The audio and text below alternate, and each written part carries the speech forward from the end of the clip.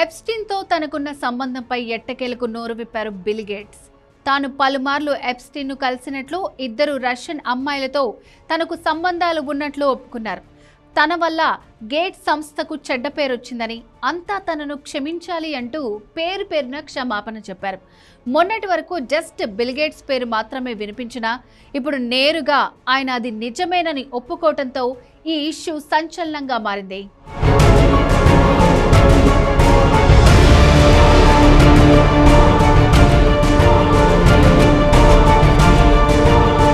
Sex కుంభకోణం సూత్రధారి Jeffrey ఎప్స్టీన్తో తనకు సంబంధాలున్న మాట నిజమేనని మైక్రోసాఫ్ట్ సహ వ్యవస్థాపకుడు బిల్ గేట్స్ ఎట్టకేలకు ఒప్పుకున్నాడు. ఇద్దరు రష్యా మహిళలతో సంబంధాలు కొనసాగించినట్లు చెప్పారు. కానీ చట్ట విరుద్ధమైన పనులేవి చేయలేదని క్లారిటీ ఇచ్చారు. ఎప్స్టీన్ నేరాల్లో తాను పాలు పంచుకోలేదని స్పష్టం చేశారు. అయినప్పటికీ తన వల్ల గేట్స్ ఫౌండేషన్కు చెడ్డ పేరు వచ్చిందని ఆవేదన వ్యక్తం చేశారు. ఎప్స్టీన్ను కలవటం తప్పేనని, తనను పెద్ద మనసుతో క్షమించాలని ఫౌండేషన్ సిబ్బందికి విజ్ఞప్తి చేశారు.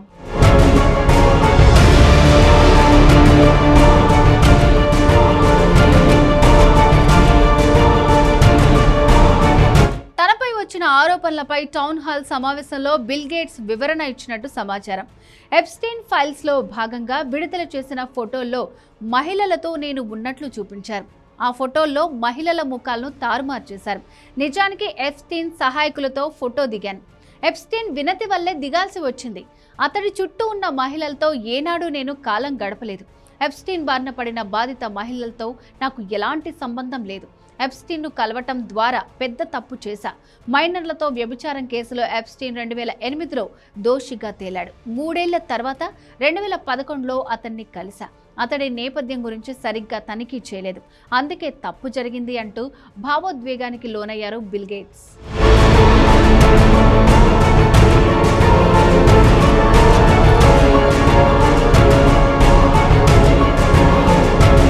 ఎప్స్టీన్తో స్నేహం విషయంలో తన మాజీ భార్యతో జరిగిన వివాదం మీద కూడా బిల్ గేట్స్ స్పందించారు. ఎప్స్టీన్తో సంబంధాల గురించి 2013లో నా భార్య మెలిండా ఆందోళన వ్యక్తం చేసింది.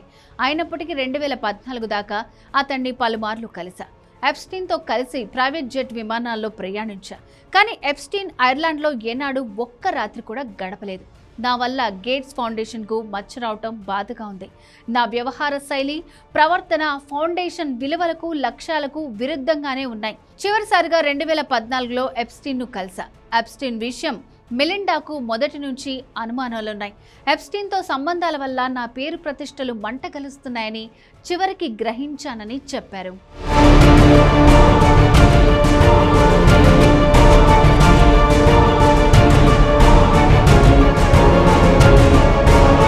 ఇద్దరు రష్యా మహిళలతో ఉన్న సంబంధాలపై కూడా క్లారిటీ ఇచ్చారు బిల్ గేట్స్.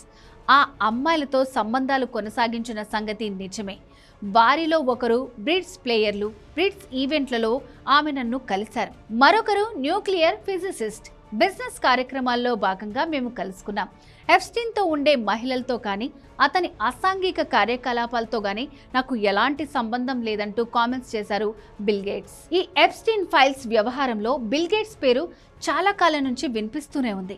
ఈ మచ్చ కారణంగానే రీసెంట్గా ఇండియా వచ్చిన సమయంలో బిల్ గేట్స్ తన స్పీచ్ను క్యాన్సిల్ చేసుకుని వెళ్ళిపోయారు.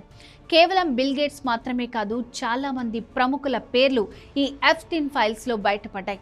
కానీ వీళ్ళందరిలో బిల్ గేట్స్ పేరు రావటం, అది నిజమేనని ఆయన కూడా ఇప్పుడు ఒప్పుకోవటంతో ఈ వ్యవహారం సంచలనంగా మారింది. ఇది నిజమే అయితే ఆ ఫైల్స్లో పేర్లున్న వాళ్ళందరూ నిజంగానే ఎప్స్టీన్తో సంబంధాలు కొనసాగించారన్న వాదన మొదలైంది.